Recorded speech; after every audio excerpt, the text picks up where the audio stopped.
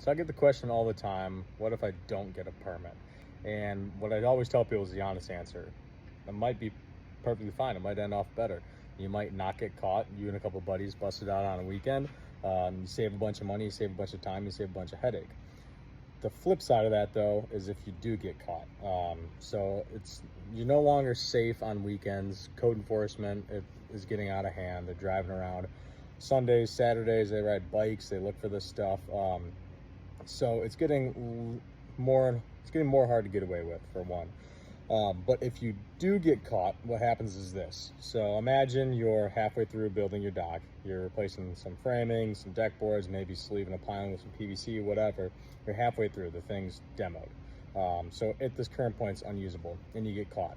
Immediately, you get a red tag and a code violation. Now, they're not going to let you do any more work on that dock. So now you have a completely unusable dock, and you have to go through the after the fact permit process, which not only is it more expensive because you have to pay 2x fees on every single thing you do, it also takes way longer because you go to enforcement. You don't just go through the normal permitting process.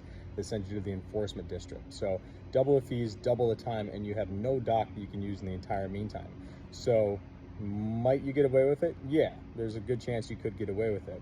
But the repercussions just are not worth it because now you're stuck with a dock you can't use, whereas maybe your dock wasn't ideal, but it was usable, and you could have just waited the 6 months, whatever it is, to get the permit, pay for the fees, etc., and get it done. Now, the only caveat I would say to that is if it's actually bad enough where it's a life safety issue, then yeah, of course, just go ahead and do what you got to do.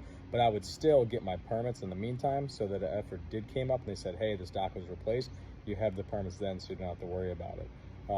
Just my 2 cents. People ask me this literally every day.